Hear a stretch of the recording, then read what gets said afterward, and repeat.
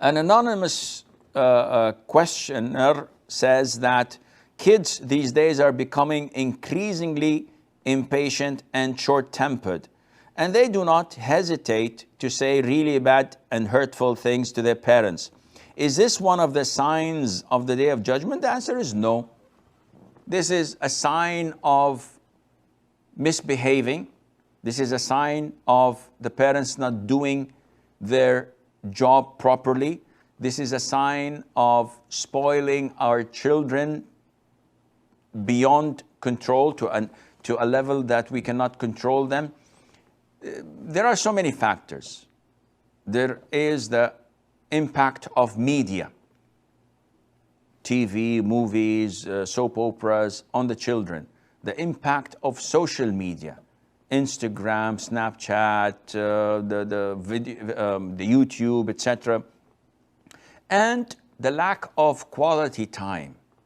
When you're unable to sit with your child for an hour or two every day, give them quality time, listen to them instead of just lecturing them, try to figure out how they think, who they hang out with, and try to give them advice with love and compassion to re-steer their ship on the right course every now and then. If you fail to do this, this is what you get.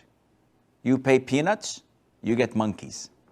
But you have to invest more and more and make a lot of dua, because at the end of the day, guidance is at the hands of Allah. You must not tolerate disrespect in any form or shape.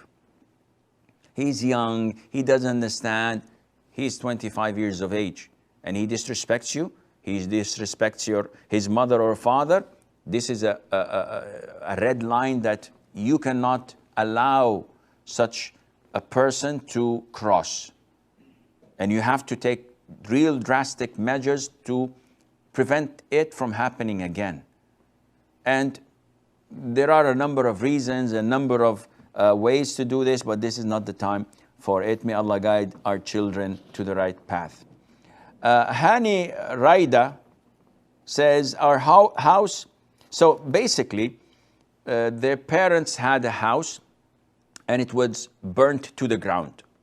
So her brother or her sister built a new house and was huge on it, and they were a wealthy family. So they lived there for a while, and all of a sudden they lost everything. They lost their wealth. A servant stole their gold and savings, etc. So now they want to sell the house in a cheap price. And she and her husband are thinking of buying it, but they're afraid of the house being bad luck. So would saying Bismillah when entering the house be sufficient from getting rid of its bad luck? First of all, we do not believe in bad omens. Muslims do not believe in bad omens. We believe in good omens, in being optimistic. But thinking that this is jinx is not part of our religion. There is a hadith where the Prophet said, ﷺ, if bad omens existed, it would have been in the woman, the wife, in the house, and in the horse, the ride. But this is a big if it existed. And the Prophet told us, ﷺ, that believing in bad omens is shirk. And we Muslims do not believe in bad omens. And in another hadith, whoever is prevented from moving forward due to bad omen, he has committed shirk. And if it did not prevent him and he went on, then he is not in the state of shirk.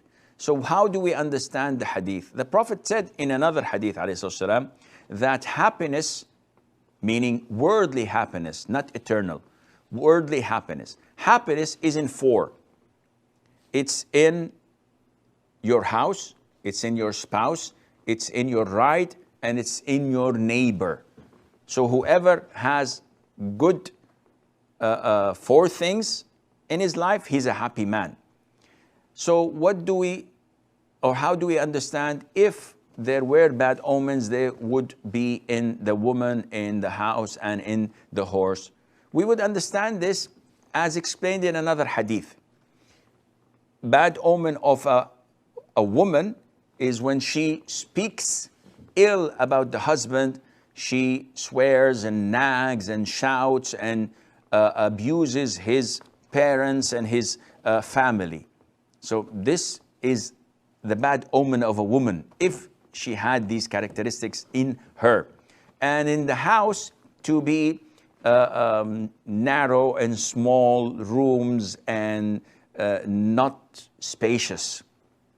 And in the horse, in not being obedient, not being cooperative. Like if you buy a car and it breaks every now and then this, if there were to be bad omens in it, this is what is considered to be a bad omen. So going back to your question, the house is a house. If you recite in it Surah Al-Baqarah once, this kicks the shaitan out. And if you recite every 3 nights, the last 2 ayahs of Surah Al-Baqarah, آمن الرسول بما أنزل إليه من ربه والمؤمنون, it kicks the shaitan away for 3 nights. So you recite it every single night, part of the adhkar of going to bed, that would suffice you, inshallah. Go ahead and buy the house and do not even blink thinking about bad omens or any of this nonsense. And inshallah, you will find it to be a good place to live in.